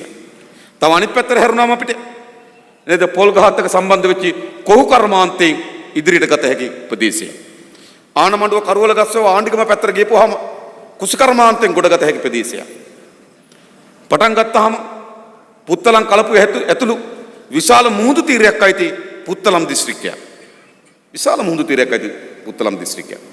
සංචාරක ව්‍යාපාරය සඳහා ඉතාමත් හොඳ තල්මසුන් කරණම් ගහන නේද? තල්මසුන් බලන්න යන්න පුළුවන් ඉතාමත් හොඳ කලාපයක් පිහිටලා තිබෙන දිස්ත්‍රික්කයක්. ස්වභාවික පිහිටීමට ගත්තොත් බත්තලම් ගුණ්ඩුව ඇතුළු විශාල දූපත් 14කින් සමන්විත දිස්ත්‍රික්කයක්. කතෝලික ආගම අදහන ජනතාව, බෞද්ධ ආගම අදහන ජනතාව, ඉස්ලාම් ධර්මය අදහන ජනතාව ඇතුළු ජන විවිධත්වයක් තිබෙන දිස්ත්‍රික්කයක්. එහෙම නේද? එහෙම නේද? මා හිතනවා ලංකාවේ තිබෙන ඉතාමත් උසස්ම සම්පතක් තිබෙන දිස්ත්‍රික්කයක්. හැබැයි දිස්ත්‍රික්කයේ සිදුවා තිබෙන කුමක්ද? අධ්‍යාපන වශයෙන් විශාල පහළ ජනතාවක් ජීවත් වෙන පුත්තලම් දිස්ත්‍රික්කයේ. දුප්පත්භාවයෙන් විශාල ජනතාවක් ජීවත් වෙන පුත්තලම් දිස්ත්‍රික්කයේ. අනාරක්ෂිතභාවය පිළිබඳ විශාල අනතුරක පුහුණු දී තිබෙන්නේ පුත්තලම් දිස්ත්‍රික්කයේ. ඉතාමත් වටිනා සාරවත් භූමියක්, වටිනා සම්පත් තිබුණත් පුත්තලම් දිස්ත්‍රික්කයේ විශාල ප්‍රදේශ දුප්පත්කමින් පෙළීලා තිබෙනවා. දුප්පත්කමින් වෙලිලා තිබෙනවා. ඉස්ස වගාව ගත්තොත් අපිට විශාල නේද අපනයන ආදායමක් උපයාගත හැකි දිස්ත්‍රික්කයක් බවට පත් වී තිබෙනවා. අපේ වත්සන් සොදරයා පෙන්වා දුන්නා. සාමාන්‍ය වසරකට අපි නිෂ්පාදනය කරන්නේ මෙට්‍රික් ටන් 7500. අපේ රටේ ඒක මෙට්‍රික් ටන් 50000 දක්වා ගෙනියන්න පුළුවන් විභවයක් තිබෙනවා. පාරිසරික පද්ධති ඉතා හොඳින් ආරක්ෂා කරමින්, ජෛව විවිධත්වය ඉතා හොඳින් කළමනාකරණය කරමින් අපිට මේ ඉස්සෝගාව ඉස්සරහට ගේන්න පුළුවන් දිස්ත්‍රික්කයක් බවට මේ දිස්ත්‍රික්කය පත් වෙලා තිබෙනවා. හැබැයි සම්පත් ආකාරයක් බවට පත් වෙලා තිබෙනවා. ජනතාවගේ ජන ජීවිතයත් එක්ක ඉතාම සමීප කර්මාන්ත ගණනාවක් දියත් කරන්න පුළුවන් දිස්ත්‍රික්කයක් වුණත් අද දිස්ත්‍රික්කය දුප්පත්භාවයේ පතුලටම ගියපු දිස්ත්‍රික්කයක් බවට පත් වී තිබෙනවා. අපේ රටේ ආර්ථික සැලසුම හදනවා වගේම අපි ඔයගලන්ට සහතිකයක් දෙනවා. පුත්තලමේ ජීවත් වෙන ජනතාවගේ ජන ජීවිතය උසස් කිරීම සඳහා අවශ්‍ය වෙන ආර්ථික සැලසුමක් අපි ඉදිරිපත් කරන බවට ඔයගලන්ට සහතිකයක් දෙනවා. කොහොමද දීවර කර්මාන්තය අපි දිනු කරන්නේ? අපි දන්නවා ඉතාමත් හොඳ මත්ස්‍ය සම්පතක් නෙලා ගන්න පුළුවන් මහ මුහුදක් අපිට තිබෙනවා. උදාහරණයකට ගත්තොත් ඉන්දියානු මහ මුහුදේ වර්ග කිලෝමීටරයකට මෙට්‍රික් ටන් 2ක මත්ස්‍ය අස්වැන්නක් නෙලනවා. කිලෝ 2000ක් ගන්නවා වර්ෂයකට වර්ග කිලෝමීටරයකට. ලංකාවේ මහ මුහුදේ වර්ග කිලෝමීටර මත්ස්‍ය අස්වැන්න කිලෝමීටර 900යි. ඉන්දියාවේ 2000යි. මුහුදේ තාප්පයක් ගහලා නැහැ. මුහුදේ වැටක් ගහලා නැහැ. නේද? ඒ නිකන් සීමා නේද? අපි නිකන් අපි නිකන් හිතේ තමයි අපි සීමා මැනලා තියෙන්නේ. අපි වෝට් එක ගියොත් කොයි පැත්තද ඉන්දියාවේ අයිති කොයි පැත්තද ලංකාවටද අයිති කියලා අපිට හොයන්න බෑ. එකම මුහුදේ. හැබැයි ඉන්දියාව සමත් වී තිබෙනවා. තමන්ගේ වර්ග කිලෝමීටරකින් මත්ස්‍ය අස්වැන්න කිලෝ 2000ක් නෙලන්න. අපි ගන්න මත්ස්‍ය අස්වැන්න කිලෝ 900යි. අපිට අපේ රටේ වගේ 7 ගුණයක් ලොකු. අපේ රටේ ගොඩබිමේ වර්ග කිලෝමීටර ප්‍රමාණය වර්ග කිලෝමීටර 65610යි. ඒ වගේ 7 ගුණයක් 517000ක් තිබෙනවා. වර්ග කිලෝමීටර 507000ක් දෙන මහා සාගරයක් අපිට තිබෙනවා. ඒ සාගරයෙන් විශාල පංගුවක් මේ පුත්තලන් දිස්ත්‍රික්කේ නියෝජනය කරමින් තිබෙනවා. ඒ නිසා අපේ සම්පත් ආකාරය මා කියන්නේ මත්ස්‍ය සම්පත පමණක් නෙවෙයි සංචාරක ව්‍යාපාරය දියත් කරන්න මේ ආදී සෑම ක්ෂේත්‍රයක්ම ඉදිරියට ගත හැකි මහා ධනස්කන්ධයක් වෙන මහා මුහුදක් අපිට තිබෙනවා. හැබැයි මේ මහා මුහුද වැඩ කරන දීවරයාගේ ජීවන තත්ත්වය කුමක්ද? මොකද අපේ රටේ දීවර ජනතාවට වෙලා තිබෙන්නේ? මට මේ ළඟදී හම්බුණා බහුදින යාත්‍රාවල මාළු අල්ලන්න යන කණ්ඩායම. මම ඇහුවා ඒගොල්ලන්ගේ බහුදින යාත්‍රාවක ඔයගොල්ලෝ දවස් කීයක් මුහුදේ ඉන්නවද කියලා. සමහර අය කිව්වා දවස් 20යි 40යි අතර කාලයක් ඉන්නවා කිව්වා. දින 20 සිට 40 දක්වා. ඉක්මනින්ම වුණොත් දින 20න් ඉන්න පුළුවන් නේද? අල්ලගන්න බැරුව දින 40ක් විතර යයි කිව්වා. ආසන වශයෙන් ගත්තොත් දින 30ක් ඉන්න මහමුදේ. දින 30ක්. මම අවුරුද්දට කීපාරක් මුහුද යනවද? 10 පාරක් කිව්වා. ඒ කියන්නේ එක පාරක් කියන්නේ මාසයක්. 10 පාරක් කියන්නේ මාස 10ක්. ඒ කියන්නේ මොකද්ද වෙලා තිබෙන්නේ? අවුරුද්දට තියෙන මාස 12යි. මාස 12 මාස 10ක් ඉන්නේ කොහෙද? කොහෙද මාස 10ක් ඉන්නේ මහමුදේ? සමහර විට නේද? හාමිනේ කියනවා ඇති ඉතුරු මාස දෙකක් මුහුදෙම හිටපන් කියලා. ඇත්ත නෙන්න. මාස දෙකකට මොකද ගොඩ බිමට එන්නේ? නේද මාළු කෑල්ලක් බැඳගෙන. මම මේ කියන්නේ මෙහෙම මුහුදු රස්සාව කරන ලෝකෙ කිසිදු රටක් නැහැ. තමුන්නාසල මහමුද්‍ර කියලා මොකද කරන්නේ? ඔය බහුදින යාත්‍රා මහමුද්‍ර කියලා මොකද කරන්නේ? පාවෙන කොට කෑල්ලක් හොය හොය යනවා. ඔකනේ කරන්නේ. මොනවා හරි අපද්‍රව්‍යයක් පාවෙන එකක් හොය හොය යනවා. මොකද කොට කෑල්ලක් පා වුණාම ඒ කොට කෑල්ල දියසෙවල බැඳෙනවා. ඒ දියසෙවල කන කුඩා මාළු වෙනවා. ඒ කොට කෑල්ල වටේ කුඩා මාළු පොදි ගහනවා. ඒ කුඩා මාළු කන තව ලොකු මාළු වෙනවා. ඒ ලොකු මාළුව කන තවත් ලොකු මාළු වෙනවා. එතකොට කොට කෑල්ලත් එක්ක විශාල මාළු ජනපදයක් ඇති වෙනවා. දැන් මේ මොකද්ද කරන්නේ මුහුදු යන දීවරය? මේ කොට කෑල්ල හොය හොය යනවා. ඉමක් කොනක් නොපෙනෙන මහමුදේ කොහොමද කොට කෑල්ලක් හොයාගන්නේ? ඉතින් මාසයක් විතර නේද? යනවා කොට කෑල්ල හොයන්න. ඉතින් ලෝකේ කොහෙවත් මෙහෙම දීවර රස්සාව දැන් කරන්නේ නැහැ. අපේ අසල්වැසි ඉන්දියාව පාන්දර 4ට මහමුදට පිටත් වෙන කලින් දීවර වරායි ස්ක්‍රීන් එකේ වැටෙනවා. මුහුදේ රළ වේගය, මුහුදේ උෂ්ණත්වය, සුළං හමන දිශාව, මාළු ගැවසෙන කලාපය ඔච්චරයි. අපිට තියෙන මොකද්ද?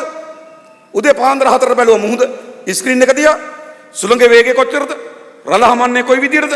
උෂ්ණත්වය කොහොමද? මාළු ඉන්නේ කොයි කලාපෙද? ඉතින් බෝට්ටු වරගෙන එතෙන්ට යන්න තියෙන්නේ. එතෙන්ට ගිහලා මාළු අරන් ඉන්න ඕන. අපි කොට කැල්ලක් බල බල යනවා. ලැජ්ජ වෙන්න ඕන මේ පාලකයෝ මතක තබා ගන්න. දීවර ඇමතිවරුත් හිටියා නේද පුත්වල මේ. මොකද්ද කරලා තිබෙන්නේ? ඒ නිසා අපි තමුන්නාසලා කියනවා දීවර කර්මාන්තය නව තාක්ෂණය ගෙන දෙමින් දීවරයාගේ කර්මාන්තය පහසු කිරීම සඳහා වැඩපිළිවෙලක් අපි නිර්මාණය කරනවා. ඒ විතරක් නෙවෙයි. මාළු විශාල ප්‍රමාණයකින් එනකොට මාළු බිල බහිනවා. මාළු හිග වෙනකොට මාළු බිල නංගිනවා. අද බිල බහිනවා හෙට බිල නංගිනවා. එහෙම වෙන්නේ නැද්ද? නේද? අද ගානට නෙමෙයි හෙට දෙන්න වෙන්නේ. හෙට ගානට නෙමෙයි අනිද්දාට දෙන්න වෙන්නේ. මෙහෙම කොහොමද මිල උච්චාවචනයක් සිද්ධ වෙන්නේ? මේක වැරදි. මත තබා ගන්න. ඇයි මාළු වැඩියෙන් එනකොට මිල බහිනවා. මාළු අඩු වෙනකොට මිල නගිනවා. ඒක නෙලා තියෙන්නේ. ඇයි වැඩියෙන් එන මාළු ගබඩා කිරීම සඳහා ශක්තිමත් හොඳ ගබඩා යාන්ත්‍රණයක් අපිට හදාගන්න බැරි වෙලා තියෙන සක්‍රියව. මොකද ආණ්ඩුවක් කරන්න ඕන? මාළු අතිරික්තයක් එනකොට අතිරික්ත වෙළඳ පොලෙන් අයින් කරන්න ඕන. එතකොට මිල ස්ථාවරයක තියාගන්න පුළුවන්. මාළු හිග වෙනකොට නේ ගබඩාවේ තියෙන මාළු ටික නිදහස් කරන්න ඕන. මේක හදාගන්න බැරි වෙලා තියෙන අවුරුදු 71ක් ගිහිල්ලා. ඉතින් මොකද වෙලා තියෙන්නේ? එක දවසක මිල නෙවෙයි ඊළඟ දවසේ. හැබැයි එක දවසක මිල නෙවෙයි ඊළඟ දවස් වුණාට තෙල් මිල වෙනස් වුණාද? ඊයේ ගහපු ගානටම තමයි අද ගහන්නේ. හැබැයි මාළුව ඊයේ ගාන අඩුයි අද ගාන වැඩි. ඒක අද ගාන අඩුයි ඊයේ ගාන වැඩි. එහෙම නේද? ස්ථාවරත්වයක් නේ. කඩෙන් ගන්න බඩු ටික එදා ගානම. හැබැයි මාළුවගේ මිල අද වෙනස් හෙට වෙනස්. ඉතින් කොහොමද ජීවිතයක් ස්ථාවර කරන්නේ? ජීවිතයක් ස්ථාවර කරන්න නම් දීවර කර්මාන්තයේ දන දීවරයට මාළු මිල සාධාරණ ස්ථාවර මිලක් දෙන්න ඕන. ස්ථාවර මිලක් දෙන්න හරි සරලයි. අතිරික්තය ගබඩාවට එවන එක. දීවරයාගේ මිල දී ගත්තා නේද? ගබඩාවට එවන. ඊට පස්සේ හිග වෙනකොට වෙළඳ පොළ නිකුත් කරා. ඕන නැද්ද? ඒ නිසා තමුන්නාසල උච්චාවචන වෙන එහෙට මෙහෙට තල්ලු වෙන ආදාය මාර්ගයක් නෙවෙයි ස්ථාවර ආදාය මාර්ගයක් හැදෙන විදිහට මිල පාලනය ඇති කරන්න අපි සහතික දෙන තමුන්නාසලට. ඒ විතරක් නෙවෙයි. අපි මේ මාළු සම්පත ගැන කල්පනා කරන්නේ. මාළු සම්පත ගැන කල්පනා කරන්නේ දීවරගේ ආදායම ගැන හිතලත් නෙවෙයි. සාමාන්‍යයෙන් අපේ රටේ පුරවැසියෙකුට දවසකට අවශ්‍යයි ප්‍රෝටීන් ග්‍රෑම් 78ක්. දවසකට ප්‍රෝටීන් ග්‍රෑම් 78ක් ඕන. හොඳ ශරීර සෞඛ්‍ය සහිත ජීවිතයක් පවත්වාගෙන යන නම් ප්‍රෝටීන් ග්‍රෑම් 78ක් ඕන. ප්‍රෝටීන් ග්‍රෑම් එකකින් ශක්තිය කැලරි 5ක් හැදෙනවා. ශක්ති කැලරි 5ක් හැදෙන ප්‍රෝටීන් ග්‍රෑම් එකකින්. සාමාන්‍ය මිනිසුගේ දෛනික ක්‍රියාවලිය දෛනික චලනයන් සඳහා ප්‍රෝටීන් ග්‍රෑම් 75ක් ඕන. හැබැයි අද අපේ රටේ සාමාන්‍යයෙන් කීයද? පුරවැසියෙකුට ලැබෙන ප්‍රෝටීන් ප්‍රමාණය ග්‍රෑම් 38යි. ග්‍රෑම් 38යි ලැබිලා තිබෙන්නේ. ඒ ග්‍රෑම් 38කින් දුවන පණින කාර්යක්ෂම පුරවැසියෙක් හදන්න බෑ. ග්‍රෑම් 38 කියන්නේ නේද කැලරි ගත්තොත් 38 පහින් වැඩි කරපුවාම 380යි 190යි. ශක්ති කැලරි 190යි. කිලෝමීටර් දෙකක් පයින් යවුවොත් ඉවරයි. මේක පිළා. ඒ නිසා මොකද කරන්න ඕනකම තිබෙන්නේ? අපේ රටේ ජනතාවට ප්‍රෝටීන් ලබා දෙන ප්‍රධානම එක තමයි මත්ස්‍ය කර්මාන්තය. ඒ නිසා අපි දීවර කර්මාන්තය දියුණු කිරීමේ අපේ අභිප්‍රාය බවට පත් වී තිබෙන්නේ ජනතාවට අවශ්‍ය වන ප්‍රෝටීන් ප්‍රමාණය ලබා දීම සඳහා අවශ්‍ය වන වැඩපිළිවෙල තමයි අපි දීවර කර්මාන්තය හරහා නිර්මාණය කරන්නේ. අපේ වගකීම. ජනතාවට අවශ්‍ය වන ශක්ති කැලරි ප්‍රමාණය දවසකට අවශ්‍ය වන කැලරි ප්‍රමාණය ලබා දිය යුතුයි. ඒ සඳහා අපි සලස්මක් නිර්මාණය කරනවා. ඒ නිසා අපි විශ්වාස කරන අපේ රටේ දීවර කර්මාන්තය ඉතාමත් හොඳ නැවුම් නවෝදයක් නිර්මාණය කිරීම වගකීම අපි බාර ගන්නවා. ඒ දීවර කර්මාන්තය. ඒ වගේම තමයි මේ මම දන්නවා මේ පුත්තලම් මේ දිසාවේ විශාල ප්‍රමාණයක් විදේශගත වෙලා තිබෙනවා. නේද? විශාල අපි කියන්නේ මොකද්ද? පුංචි රෝමය කියලා කියන වෙන්නප්පුවට නේ මට මතක විදියට. පුංචි රෝමේ වෙන්නප්පු. නේද? අපිට පාරේ යනකොට ගෙවල් වල වහල ගහලා තියෙන විදියෙන් හිතන්න පුළුවන් ඉතාලියෙන් ආපු කෙනෙක්ද ප්‍රංශයෙන් ආපු කෙනෙක්ද කියලා. හිතන්න බැරිද? වහලේ අපි මේක නම් නේද? ඇයි විශාල ජනතාව විදේශගත වෙලා තිබෙනවා. හැබැයි විදේශගත වෙලා ලක්ෂ 10ක් 15ක් 20ක් හොයා ගන්නවා. හොයාගෙන මොකද කරන්නේ? රටට එන්න ඕන කියලා කල්පනා කරලා එනවනේ. ඇවිල්ලා මොකද කරන්නේ? මේකෙන් මොකක් හරි පටන් ගන්නවා. එක්ක ඉස්ස කොටුවක් දාන එක කාලෙක නම් ඒ වුන්ට පොල්ලක් කරන් දාන්න try කරනවා. එහෙම නේද? එහෙම නැත්නම් ආනමඩුවේ පැත්ත ගිහිල්ලා මඤ්ඤොක්ක හිටවන්න try කරනවා. ඒ වුන්ට පෙට්‍රල් සෙඩ් එක කරන් දාන්න උත්සාහ කරනවා. දැන් මේ අවුරුදු 7-8ක් වැඩ කරලා ලක්ෂ 30ක් 40ක් හොයාගෙන මව්බිමට එනවා ව්‍යාපාරයක් පටන් ගැනීම අපේක්ෂාවෙන්. එහෙමනේ. ඇවිල්ලා මොකද කරන්නේ? අවුරුදු 7-8ක් හම්බ කරපු මුළු මුදලම අවුරුදු දෙකකින් නැති කරගෙන ආයිතාලි. නැද්ද? ඔය 100ක් ආවොත් මේ බිස්නස් එකක් පටන් ගන්න කියලා 85කම සල්ලි ටික නැති වෙලා තියෙනවා. මට කියන්නේ එහෙම නෙවෙයි. මට ඕන තරම් හම්බෙලා තියෙන ඉතාලියට ගිහපුවම සහෝදරයා අපි යන්න බලාගෙන ඉන්නේ. ගිය සැරේ මම ගියේ එන්න බලාගෙන නෙමෙයි. සල්ලි ටිකක් හොයාගෙන ගියා. බිස්නස් එකක් පටන් ගත්තා. වැඩේ අප්සෙට් ගියා. ආයෙ ආවා. මේ කේදවාචකයක් නෙමෙයි. ඇයි? අපේ රටේ අපි හිතනවා මේ රට ඉස්සරහට යන්න නම් සුළු හා මධ්‍ය ප්‍රමාණ ව්‍යවසායකයන් කණ්ඩායමක් නිර්මාණය වෙන්න ඕන. අපේ කාන්තාව ගත්තොත් මම දන්නවා අපේ රටේ විශ්වවිද්‍යාලවල අධ්‍යාපන හදාරණයකින් කාන්තාව 70ක් ඉන්නවා. විශ්වවිද්‍යාල අධ්‍යාපන හදාරන්න කාන්තාව 70ක් අද. හැබැයි රැකියාවල ඉන්නේ 31යි. අධ්‍යාපනය තිබිලා ගෙදර මුර කරනවා. ඒකයි තියෙන්නේ. ගෙදර උයනවා පියනවා ළමයි බලා ගන්නවා. එනිසාට ගෘහස්ත ජීවිතයක් යාට තිබෙන්නේ. හැබැයි යාට දැනුමක් තිබෙනවා. විදේශගත වෙලා ඉන්න කෙනාට අතේ සල්ලි ටිකක් තියෙනවා. ඒ වගේම තමයි දැනුම තියෙන තරුණයෝ ඉන්නවා. ඉතින් විශාල තරුණ પરම්පරාවක් ගෘහණියන් પરම්පරාවක් ඉන්න අපේ රටේ. මොකද්ද අපි කරන්න ඕන? අන්නේ ඒ අයට අපි ඉතාමත් හොඳ ආර්ථික සැලැස්මක් දෙන්න ඕනකම තිබෙනවා. සුළු හා මධ්‍ය පරිමාණ ව්‍යවසායකයෙක් බවට පත් වෙන්න. සුළු හා මධ්‍ය පරිමාණ කර්මාන්ත හිමිකරුවෙක්. සුළු හා මධ්‍ය පරිමාණ ව්‍යාපාරිකයෙක් බවට පත් කරන්න ඕන.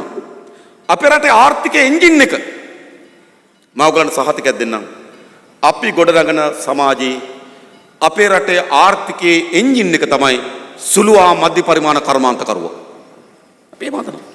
නව ව්‍යවසායකයන් පැලැන්තියක් හදනවා. මම ඊට කලින් කිව්වේ ඒකට අපේ රටේ සුළු හා මධ්‍ය පරිමාණ ව්‍යාපාරික උන්මාදයක් හදනවා. තරුණයන් පොරකක අපි ඒකට ගේනවා. එහෙම හදන්න ඕන. එහෙම නැත්නම් අපි මේ තරුණයන්ට දෙන්න ඕන ජීවිතේ මොකද? පාන්දර පහමට නැගිටිනවා. මූණ හොදා ගන්නවා. බත් එක බැඳ ගන්නවා. 4ට බස් එකට නගිනවා. 8:00ට කාර්යාලයෙන් බහිනවා. 5ට වැඩ ඉවර වෙනවා. 5:00ට බස් එකේ නගිනවා. 7ට ගෙදර එනවා. 7:00ට කෑම කනවා. 8:00ට ටීවී එකක් බලා ගන්නවා. 9:00ට නිදිනවා. පාන්දර 5ට නැගිටිනවා. මොකද්ද මේ ජීවිතේ? ඊටමත් රළු නීරස ජීවිතයක් තියෙන අපේ තරුණයන්. අපි මේ ජීවිතෙන් තරුණයන් මුදවා ගන්නවා. තරුණයන්ට තමන්ගේම ව්‍යාපාරයක් ආරම්භ කිරීම සඳහා අවශ්‍ය අවස්ථාව අපි නිර්මාණය කරනවා. ඒ ලංකාවේ වෙළඳපොළට පමණක් නෙවෙයි. අපේ ඉලක්කය බවට පත් වෙන්නේ ලෝක වෙළඳපොළටත් අවශ්‍ය වෙන නිෂ්පාදනයන් ඇති කිරීම සඳහා අවශ්‍ය වෙන නව තරුණ පරම්පරාවක් අපේ රටේ නිර්මාණය කරනවා. ඉතාලියෙන් ඒ සල්ලි ටිකක් අරගෙන එන කෙනා අධ්‍යාපන හදාරලා ගෙදර ඉන්න කාන්තාව අලුතෙන් ගොඩනැගීමේ ඉන්න තරුණයා මේ සියලු දෙනා ඒකාබද්ධ කරගත්තු නව ව්‍යවසායක පැලැන්තියක් අපි නිර්මාණය කරන මේ රටේ. මොකද ඒක තමයි අපේ රටේ ආර්ථික එන්ජින් එක. ඒක තමයි වැඩිම ප්‍රමුඛතාවය දෙන්නේ. අද මොකද වෙලා තිබෙන්නේ? අද ඉතාලියෙන් කලින් ආපු කෙනා පොල්වත්තක් දාලා ලාභයි, පස්සේ ආපු කෙනා පොල්වත්තක් ගන්න හදනවා. මේකයි වෙන්නේ. ඉතාලියෙන් කලින් ආපු කෙනා මඤ්ඤොක්ක හැදුවා ලාභයි, ඊළඟ ආපු කෙනාත් මඤ්ඤොක්ක හදන්න බදනවා.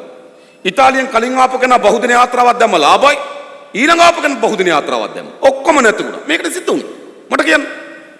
එයි අද වෙළඳපොළ හැසිරෙන්නේ ඉවට නෙවෙයි. හැබැයි අපේ තරුණයන්ට, අපේ කාන්තාවන්ට, අපේ විදේශගත ශ්‍රමිකයාට අද සිද්ධ වෙලා තියෙන ඉවට විශ්වාස කරන්න. ගිය සැරේ ලාභයි නම් මේ සැරේ කරනවා. අල්ලපු ගෙදරට ලාභයි නම් මේ ගෙදරත් කරනවා. ඉවට විශ්වාස කරන කාලේ ඉවරයි. ව්‍යාපාර තියෙන මොනව මතද? දත්ත, තොරතුරු, පුරෝකතනිය. ඉස්සරහට මොනව වෙයිද?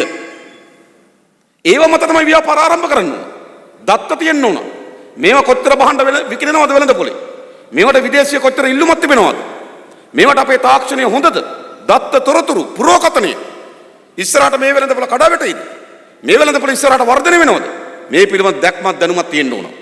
ඒ නිසා අපි ප්‍රාදේශීය ලේකම් කොට්ටාස මට්ටමින් සුළුවා මධ්‍යපරිමාණ ව්‍යවසායකයන් ගොඩනැගීම සඳහා අවශ්‍ය වෙන ඒකකයක් අපි නිර්මාණය කරනවා. ඒගොල්ලෝ උපදෙස් දෙනවා. පටන් ගන්න ඕන මේක. මේ ශාස්ත්‍රයට ඔබ යන්න. එවැනි නිර්මාණ, එවැනි කණ්ඩායමක් අපි මේ රටේ නිර්මාණය කරනවා.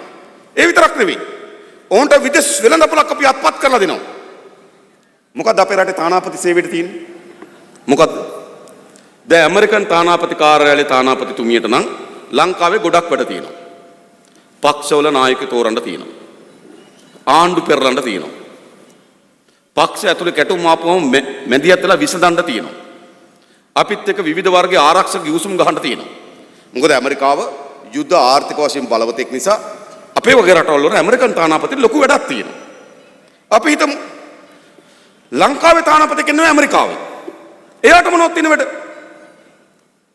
ට්‍රම්ප් මාරු කරන්න ඒවා තියෙනවද එයාට? පක්ෂ පෙරලන්නේව මුකුත් නැහැ. එයාට තියෙන මොකද්ද? අන්න අපි තානාපති සේවයේ මුළුමනින්ම වාණිජ තානාපති සේවයක් බවට පරිවර්තනය කරනවා. එයා කරන්න ඕන ඇමරිකාවේ ඉඳන්. ලංකාවේ පුත්තලම් දිස්ත්‍රික්කේ නිෂ්පාදනය වෙන්නේ මොනවද? ඒ නිෂ්පාදනයට අවශ්‍ය වෙළඳපොළ එයා හදන්න ඕන. එයා එහෙම පරීක්ෂණ කරලා, සමීක්ෂණ කරලා, නේද අධ්‍යයනය කරලා පුත්තලම් දිස්ත්‍රික්කයට වාර්තාවක් එවන්න ඕන. ඕගොල්ලෝ මේවා හදන්න, මේවා ඇමරිකාවට දෙන්න පුළුවන් කියලා. හොඳ නැද්ද? මුළු තානාපති සේවයේම අපි නව පරිවර්තන ලක් කරනවා. වාණිජ තානාපති සේවයක් අපේ රටේ නිර්මාණය කරනවා. එහෙමයි. එයි සුළුවා මධ්‍යපරිමාණ ව්‍යවසායක ඉස්සරහට ගන්න ඕන. එතකොට තමයි මැටි කර්මාන්ත කොතෙන්ද ඉස්සරහට යන්න පුළුවන්. කොහු කර්මාන්තේ තව කොතර ඉස්සරහට යන්න පුළුවන්ද? මඤ්ඤක වගාවෙන් තව කොතර ඉස්සරහට යන්න පුළුවන්ද? ඉස්ස වගාවෙන් තව කොතර ඉස්සරහට යන්න පුළුවන්ද? අලගුඩුව කොතර ප්‍රමාණයක් අපිට යවන්න පුළුවන්ද? මේ සියලු ශාස්ත්‍ර පිළිබඳ දැක්මක් තිබෙනවා. අන්නේ දැක්මට අනුව අපි පුත්තලම් දිස්ත්‍රික්කයේ පුපුදුවන වැඩපිළිවෙලක් අපි නිර්මාණය කරනවා. මේක කරන්න පුළුවන්.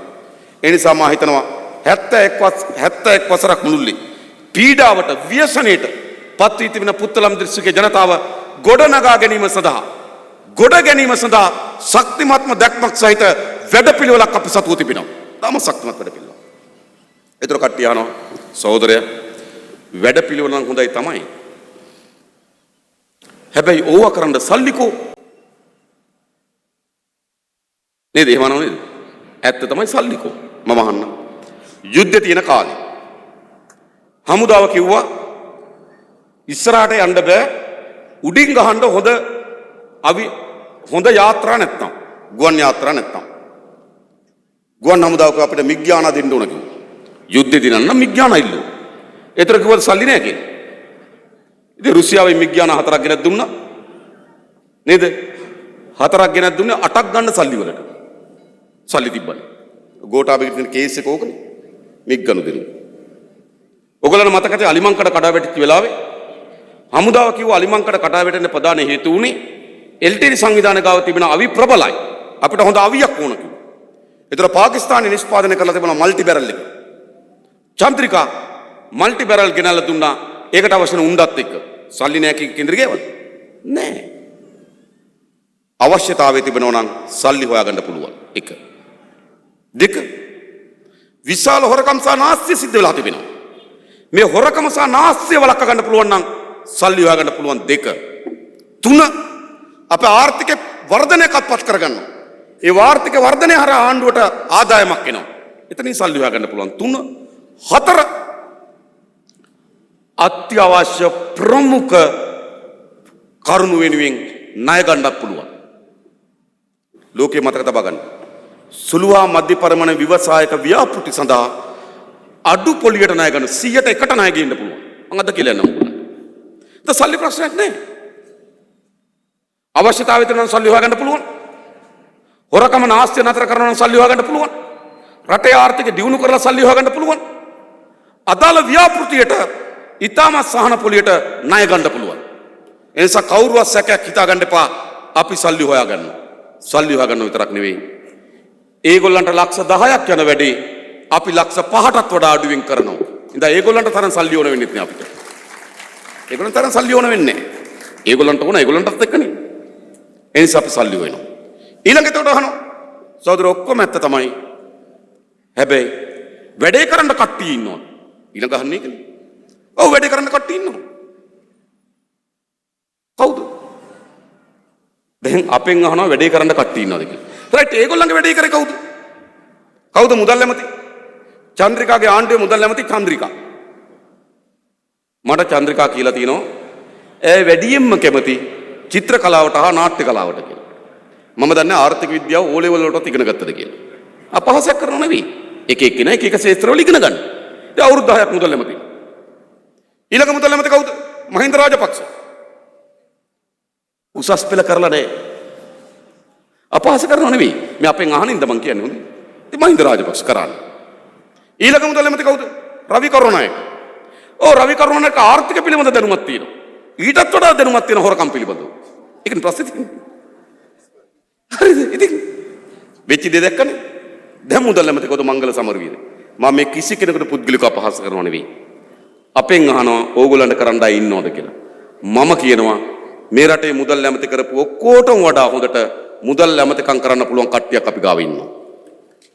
අපේ ජාතික ජනබලවේග ආර්ථික ප්‍රතිපත්ති සකස් කරේ කැලණි විශ්වවිද්‍යාලයේ අපේ අනිල් ආචාර්ය අනිල් පාර්ලිමේන්තුවේ අවුරුදු 19 කෝප් එකේ සභාපතිවරයා ජයවර්ධනපුර විශ්වවිද්‍යාලයේ කළමනාකරණය පිළිබඳව උපාධ්‍යාපනය මහජන මුදල් සතයක් හොරකම් නොකරන සුනිල් හඳුන්නෙත්ති අපේ වසන් සමරසිංහ සහෝදරයා කැලණි විශ්වවිද්‍යාලයේ වාණිජ්‍ය වේදිකය පිළිබඳ විශේෂ උපාධ්‍යාපනය හරිද ආර්ථික විද්‍යාවේ ගොඩක් දත්ත තොරතුරු ඉතා වේගෙන් මමත් අහගන්න ගොඩක් දේවල් එයාගේ හරිද වේගෙන් කියන්න පුළුවන් කෙනෙක් ඒ නිසා ඔය ඔක්කොට වඩා හොඳට මුදල් ඇමතිකම් කරන්න පුළුවන් අය අපි ගාව ඉන්නවා තමයි ඔයගොල්ලන්ට කියන්නේ එක සැරයක් දෙන්න ඒගොල්ලන්ට ඔක්කොට වඩා හොඳට අපි ඇමතිකම් කරපු අය මම කුෂිකර්ම අමාත්‍යාංශ දරන කාලේ කුෂිකර්ම ඉඩම් වාරි මාර්ග පශු සම්පත් එක අමාත්‍යාංශයයි පස්සේ 13ක් හිටියේ ඒක කරන්න ඒගොල්ලෝ 13ක් කරන ඒවා අපි තනියම කරපු මිනිස්සු මතක තබා ගන්න. අහන්න පුළුවන්. අපේ ඉතිහාසය පිළිබඳව, සංස්කෘතිය කලාව පිළිබඳව මේ රටේ ගොඩනැගීම සඳහා කවුද ඕන? අපේ කැලණි විශ්වවිද්‍යාල පීඨාධිපති. විශ්වවිද්‍යාල තව එකයි. විශ්වවිද්‍යාල තනතුරු හැටියට ගත්තොත් තව එකයි තියෙන්නේ. මොකද උපකුලපති. උපකුලපති වල යටින් ඉන්න පීඨාධිපති. ඉතින් පීඨාධිපති තමයි අපේ චන්දනාබේ රත්න මහත්මයා. ඉතිහාසය පිළිබඳ මහාචාර්යවරයෙක්. සාහිත්‍ය කලාව පිළිබඳ මහාචාර්ය. ලියනගේ අමරකීර්ති. අද ලංකාවේ ලියවෙන විශාලතම සාහිත්‍ය කෘති. ඒවා පිළිබඳ කරන විචාරය. ඉහළම අගයක තියන් ඉන්නේ ලියනගේ අමරකීර්ති. ඒ ආදී සාහිත්‍ය කලාව ඉතිහාසය පිළිබඳ ඉතාමත් විද්වතුන් සහ දක්ෂ නිලධාරීන් අපි ගාව ඉන්නවා. ඒ වගේම අපේ රට ඉඩම් පිළිබඳව ඔබ දන්නවා මේ රටේ පෞගේ පළාත් පාලන මැතිවරණයේදී මේක සීමා නිර්ණය කරන්න ඕන වුණා. සාධාරණ විදිහට කොට්ටාස කඩන්න ඕන වුණා. කවුද තෝරගත්තේ? රනිල්ලාට ඉතින් රනිල්ලා ගාව මෑන් කෙනෙක් හිටියද ඒකට? නෑ රනිල්ලා ගාව මෑන් කෙනෙක් හිටියේ නෑ සීමා නිර්ණය කොමිසමේ සභාපති කරන්න. සීමා නිර්ණය කොමිසමේ සභාපතියට කටයුතු කරේ අපේ අශෝක පීරිස් මහත්තයා බව මතක තබා ගන්න. ඔන්න. තවලු. අපේ ගණකාධිකාරී වසන්ත මහත්තයා. හරිද? ඇමතිවරුත් එක්ක හැප්පිලා. හරිද? ඇමතිවරේ අමාත්‍යංශෙන් අයින් කරනකොට ශ්‍රේෂ්ඨාධිකරණයට ගිහිල්ලා නඩු කියලා වැඩේ හරියට කරපු මිනිස්සු මතක තබා ගන්න. ක්‍රීඩා අමාත්‍යංශය. ක්‍රීඩා අමාත්‍යංශය. ක්‍රීඩා ඇමතියක හොර චෙක් වලට අස්සම් කරන්න කියලා. ගණකාධිකාරියට අපේ වසන්ත මහත්තයා මම අස්සම් කරන්න කිව්වා. ක්‍රීඩා ඇමතියා මාරු කරන්න කිව්වා. මාරු කරාට පස්සේ ශ්‍රේෂ්ඨාධිකරණයට ගිහලා මූලික අයිතිවාසිකම් නඩුවක් දාලා නැවත එම තනතුරේ හිටියා. වසන්ත මහත්තයා විශ්‍රාම යනකම් එතන ඇමති ගෙදර ගියා. හරි කවුද ඕන? අපේ මුස්ලිම් සහෝදරත්වයේ මේ අපේ ප්‍රාදේශ සභාවල වැඩ කරපු අය, නගර සභාවල වැඩ කරපු අය ජනතාවගේ සමගිය නිර්මාණය කරන්න පුළුවන්. ඒ ජනතාව අතර පණිවිඩ ගෙනියන්න පුළුවන්. හොඳම කණ්ඩායමක් ඉන්නේ. අපි අහන්නේ එකයි මේ රටේ ජනතාවගෙන්. අපිට බලය දෙන්න අපේ තියෙන ඇදේ මොකද්ද? මට කියන්න. මොකද්ද ඇති? නේද? හොරකම් කරන්නේ නැති එක අප්සෙට්ද? නාස්ති කරන්නේ නැති එක අප්සෙට්ද? රට ගොඩනැගීම සඳහා වැඩපිළිවෙලක් තියෙන එක අප්සෙට්ද? රට ගොඩනැගීම සඳහා කණ්ඩායමක් ඉන්න එක අප්සෙට්ද? නෑ හොරෙක් නැතු කිටි වගේද? මම අහන්නේ කයි. ඒ නිසා අපිට මේ රට ගොඩනගන්න දෙන්නේ. අපිත් ඈත ගම්වල ඉපදිච්ච අය. අපේ අම්මලා තාත්තලාත් කුඹුරේ වගා කරලා ගන්න ආදායමෙන් ජීවත් වෙන්න බැරුව වේදනාව විඳපෙට අපි දැකපු අය. අපේ හිතවතුන් අපේ ඥාතීන් ඈත ගම්වල දුක් විඳින ආකාරය අපි දකිමින් තිබෙනවා. මේක වෙනස් කිරීම සඳහා ඇත්ත වුමනාවක් අපිට තිබෙනවා. අපි ජනතාවගේ වේදනාව ඇඟේ තවරාගත්තු මිනිස්සු නෙවෙයි. අපි ජනතාවගේ වේදනාව හදපත්ලෙම දන්නාසා විඳපු මිනිස්සු. ඒ අටිතර මේ රට හදන්න පුළුවන්. මම ආරාධනා කරන්නේ. ඕගොල්ලන්ට අපේ අඩුවක් තියෙනවා නම් තියෙන අඩුව ඒක. ඒගොල්ලෝ ලොකු පවුල් වල අපි පොඩි පවුල් වල. ඔච්චරයි. ඒගොල්ලෝ ලොකු පවුල් වල නේද? රොයල් සෙන්ට් තෝමස් ගිහපු කට්ටිය, එංගලන්ත ඉගෙන ගන්න ගිහපු කට්ටිය, පැරණි වලව් වලින් පවත්වාගෙන ඉන්න කට්ටිය, අපි ගමේ ඉපදුණු අහිංසක පවුල් වල ඉපදුණු කුඩා ගෙපැල වල ජීවත් වුණු මිනිස්සු. ඔන්න ඒගොල්ලෝ සාපි අතර තියෙන මිනිස්සු. අපි කියන්නේ තමුන්නාන්සලට අපේ පන්තියේ පාලනයක් ගොඩනගා ගමු. පන්තියේ මිනිස්සු පාලනයට ගේමු. අපේ පන්තියේ පාලනයක් හදාගන්න නැති තාක්කල්, අපේ පන්තියේ මිනිස්සු පාලනයකට ගේන්නේ නැති තාක්කල් මේ රට අනාගතයක් නැහැ. ඒ නිසා අපි ඒ වෙනුවෙන් සියලු දෙනාම එකතු වෙමු.